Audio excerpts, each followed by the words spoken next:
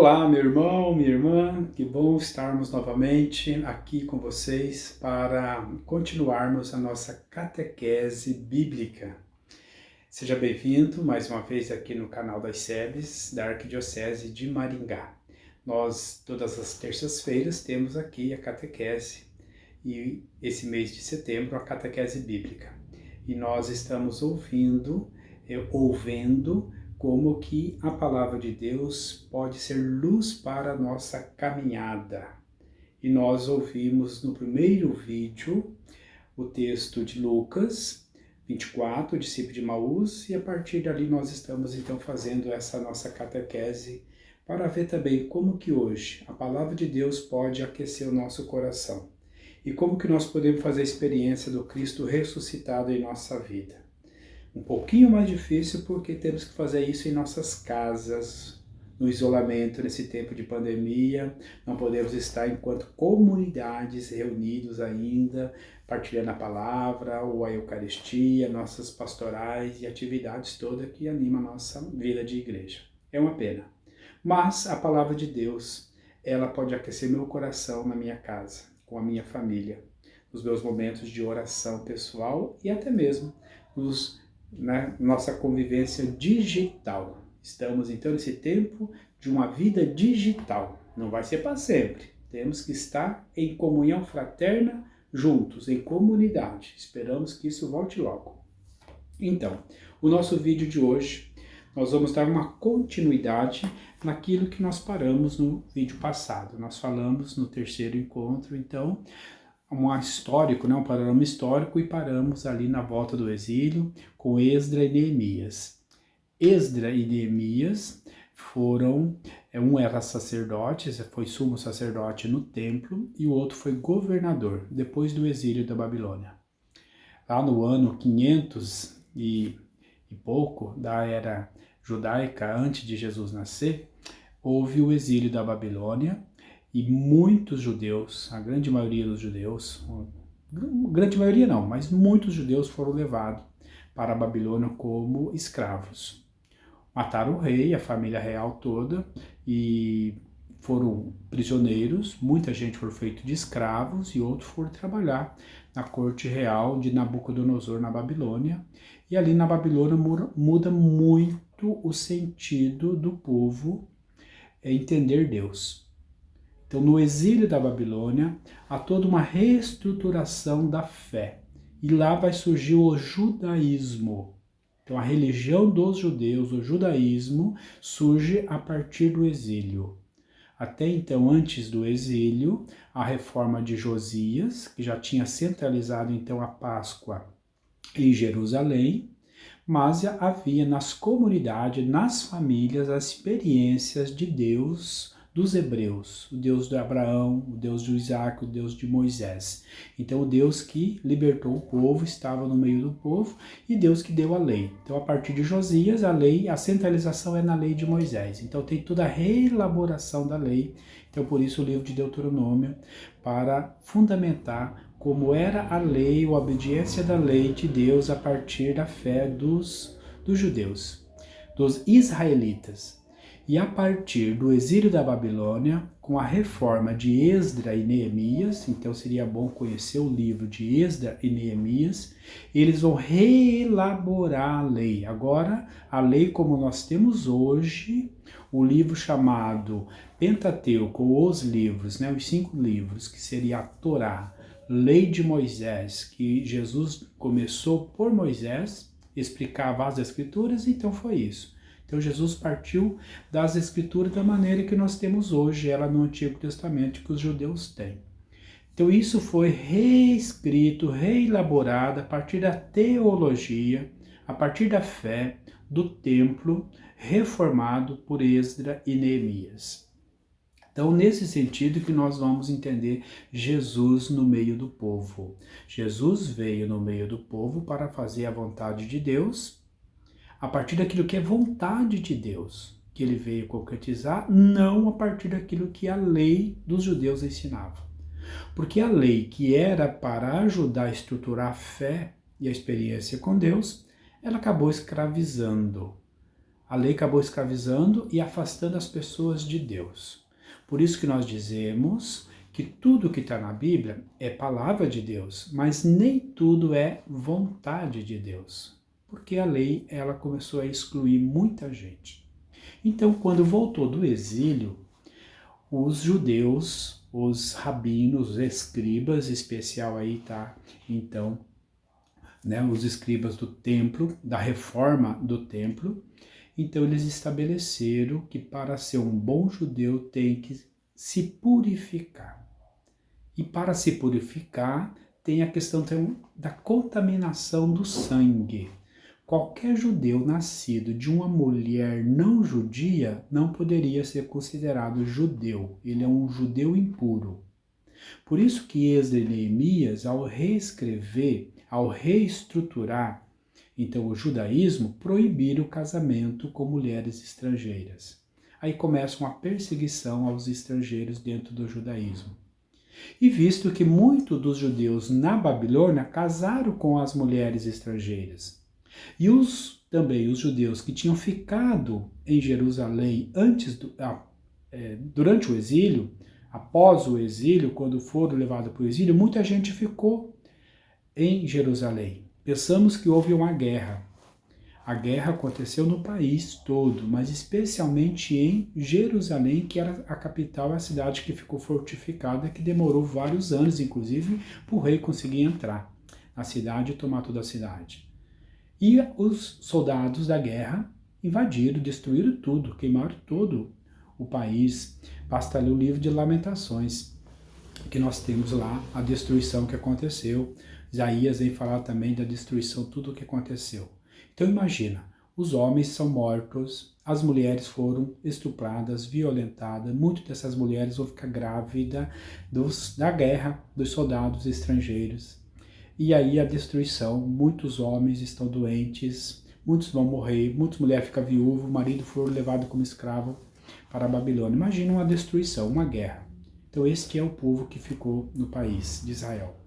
E um outro grupo foi levado para a Babilônia, e entre eles vai o profeta Ezequiel. O profeta Jeremias ficou no país com o povo. Ezequiel foi para a Babilônia. Então, quando voltou do exílio, vai se reestruturar então o judaísmo. Há um conflito muito grande com o povo que está no país do povo que volta de lá.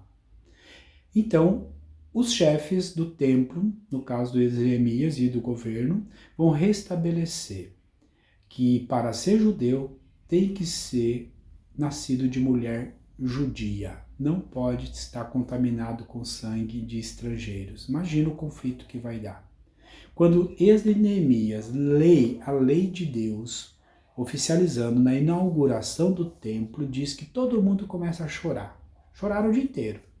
Ao ponto que depois eles despedem e falam, vão para suas casas, comam comida doce, façam festa, convidem outras pessoas para celebrar com vocês, porque agora nós somos o povo de Deus. E houve um choro, um lamento muito grande. Por quê? Porque pessoas, famílias que estavam misturadas de sangue estrangeiro, depois da guerra, depois da destruição, teve que haver uma reorganização. Quem é que vai estar à frente da reorganização? As mulheres.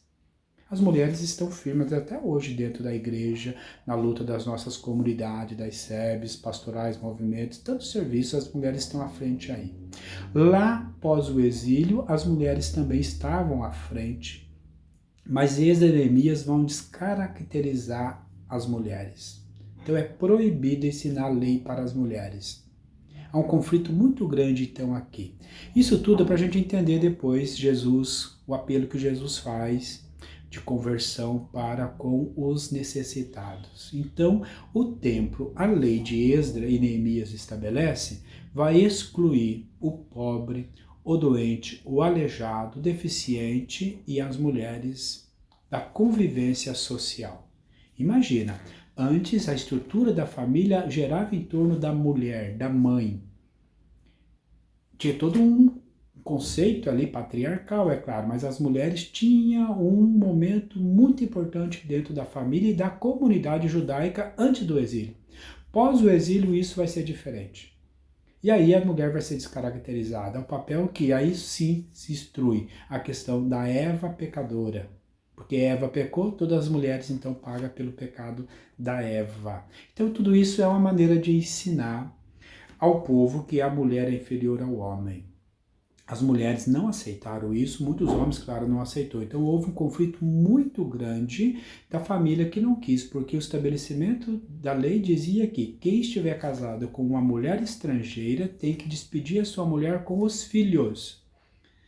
E poderia casar com uma mulher judia, para ter filhos judeu, de sangue judeu. Até hoje, então, para ser um bom judeu, tem que ser judeu nascido de mulher judia, de sangue dos judeus. Quem casa com uma mulher, um homem judeu que se casar com uma mulher não judia, os filhos não são considerados judeus. Tem toda a estrutura para fazer depois para se converter ao judaísmo, mas não é bem visto, inclusive hoje. Nesse sentido, então, aqui nós temos vários livros, chamado Livro de Resistência da Teologia do Templo. Então nós temos vários livros da Bíblia, o livro, por exemplo, de Judite, de Esther, de Ruth, o livro de Jó. Então vários livros, livro de Tobias, são livros chamados livro de resistência popular, resistência do povo contra a estrutura do judaísmo do templo. E aí o templo apresenta puro e impuro. Se você está em pecado, você está impuro, você não pode então oferecer sacrifício a Deus antes de fazer a purificação. E isso tem um custo. Então, para se purificar, você tem que pagar um sacrifício no templo e é caro. Por isso, então, que é obrigatório para o judeu ser perdoado dos pecados, ir ao templo e lá no templo oferecer um sacrifício. Antes, poderia levar o sacrifício de casa, a oferta de casa para matar no templo. Agora, com a estruturação do templo, não. Você tem que comprar lá no templo a sua oferenda. E são animais ou alimentos que se oferece no templo. E aí, então, lembra que quando Maria vai apresentar Jesus ao templo, nós contemplamos o mistério no terço, né? Apresentação de menino Jesus ao templo e a purificação de Nossa Senhora. De tanto que as mulheres eram discriminada, que se a mãe tivesse um filho homem, ela tinha que resguardar 40 dias para apresentar depois a criança no templo. Se a criança fosse mulher, ela ia esperar 80 dias, porque tinha nascido mulher, então ela é mais pecadora, está mais em pecado ainda. Está lá no livro de Levítico. O livro de Levítico é o livro da lei que fala sobre o puro e impuro, a purificação, tudo que gira em torno do templo. E ali diz que, então, a mulher, então, se ela der à luz a uma menina, ela tem que ficar o dobro do tempo, né, se purificando do seu pecado. E ali estabelece tudo o que é pecado para o judeu. Então, é difícil. Né? E Jesus veio para combater isso. Jesus veio realmente reverter aquilo que é vontade de Deus a partir da lei de Deus e não simplesmente a lei humana. Ele vai falar, vocês ficam muito presos a pequenas coisas, ritos da lei, de preceitos humanos, do que fazer o que é vontade de Deus. A vontade de Deus é a justiça, é o acolhimento ao órfão, ao viúvo, ao pobre. Então Jesus veio restabelecer a lei, que a lei está amar a Deus sobre tudo e teu próximo como a ti mesmo. Neste sentido, a lei restabelecida da estrutura do judaísmo pós-exílio vai realmente mais excluir do que acolher. E aí fica a pergunta, como é que nossas comunidades hoje estão acolhendo a lei de Deus? Será que nós estamos presos aos preceitos escritos ali na lei que mais mata do que liberta? Como é que nós nos deparamos com a vida humana? Escolha, pois, a vida em primeiro lugar. Esse é o tema, então, de Deuteronômio para com a vida humana, que nós não precisamos colocar a lei acima da vida, mas a vida acima da lei. A lei tem que estar a serviço da vida. Jesus, então, vem para combater essa má interpretação da lei. Por isso que ele diz, nenhuma vírgula da lei será tirada. A lei tem que ser cumprida. Mas qual lei? O amor. O mandamento central da lei é a vida. Por isso ele está lá, o 5º mandamento da lei de Moisés é não matar. E aí fala todo tipo o que seria a morte ou matar. Neste sentido, nós somos, então, chamados a refletir na nossa comunidade, nas nossas comunidades, como é que a vida está ameaçada diante de nós, nas nossas comunidades. Como é que está a vida na sua comunidade? Olha quantas mortes pela pandemia no Brasil. Olha quantas pessoas perderam a sua vida no Brasil, porque a vida parece que não tem muito valor por quem governa, por quem administra, ou mesmo pelos religiosos. Nós estamos muito presos à lei, e a lei, em nome de Deus, matou muito, e a Bíblia nos apresenta como que a lei matou e ainda continua matando muito. Olha a nossa natureza, olha o que está acontecendo com as queimadas no Pantanal, na Amazônia, em tantos no Cerrado, no Brasil todo. Olha quanta a vida, não é só a vida humana. E aí nós podemos refletir, claro, como que um país que não cuida da vida humana, porque já são mais de 130 mil mortos na pandemia, por que vai se cuidar então da natureza, dos bichos, da floresta, da árvore, da água? Por quê? Se nós não cuidamos da vida humana, também não estamos nem aí com a vida do planeta. Nós estamos nesse tempo da criação. O Papa convocou o jubileu da criação para esse mês de setembro. Então, várias coisas, muitas celebrações bonitas, reflexões, tudo isso está acontecendo nesse mês de setembro até o dia 4 de outubro, o qual o Papa vai rezar lá em Assis, na terra de São Francisco de Assis, sobre o Dia Mundial da Criação. E olha nós, o que está acontecendo com o nosso Brasil, com a ecologia, com o ecossistema, com a vida das plantas, com a vida dos animais e com a vida das pessoas, com as nossas vidas. Então nós estamos nesse tempo de isolamento, de pandemia, sofrimento, muitas pessoas ficaram doentes, muitas pessoas, amigas, parentes, acabaram vindo falecer pela pandemia, pelo Covid. Outros por outros problemas de saúde, como tantas outras coisas. É claro, muitos, claro, ficaram recuperados, mas dá para entender que a vida não tem primeiro lugar, né, para os nossos governantes e talvez até para muitos religiosos. Então, o risco que nós corremos de usar o nome de Deus em vão é isso. Então, nós estamos fazendo essas reflexões. O próximo e último encontro, nós vamos fazer um pouco esse panorama dos evangelhos de Jesus e do Novo Testamento para com as nossas comunidades. Então, a Bíblia é a palavra de Deus que ilumina a nossa comunidade. Então, esse panorâmico, Bíblia, o panorama bíblico, é para a gente ter um pouco o histórico, né, de tudo aquilo que aconteceu. Claro que é coisas rápidas, 20 minutos simplesmente, e sem muitos recursos da gente poder conversar, perguntar e dialogar e usar material. Então, mas realmente essa catequese é só mesmo para dar um tira-gosto, né, provocar. Nós vamos propor para o próximo encontro, então, né, esse conhecimento a partir de Jesus e os evangelhos, como que Jesus atuou e viveu com o povo e as comunidades após Jesus. Então, convido você a estar curtindo esse vídeo, a compartilhar, a chamar outras pessoas. Se você não viu os primeiros vídeos, é bom você ver os outros vídeos para ter conhecimento de tudo que estamos falando. E aí, convidar outras pessoas para assistir também essa catequese. Nosso último encontro será na próxima, então, semana, na terça-feira, o vídeo já vai ser disponibilizado e fica a semana toda, claro, e aí? Depois, não é? A catequese continua todas as outras terças-feiras e tantos outros vídeos aí no canal da SEBS. Aproveita, se você não curtiu, dá um joinha aí, compartilha, comenta e se não se inscreveu, se inscreva ainda no canal. Espero que você esteja gostando, curtindo. Se tiver pergunta, pode fazer aí nos comentários do vídeo ou mandar para a equipe de SEBS que eles repassam para mim e a gente poder partilhar com vocês.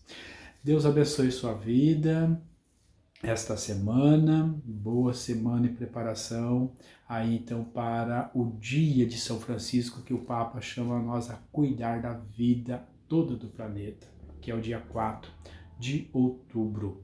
Mas terça-feira que vem vamos estar juntos de novo. A gente pode falar um pouquinho mais sobre a vida e como que Jesus fez opção para a vida e vida plena para todos. Deus abençoe. Até o nosso próximo encontro.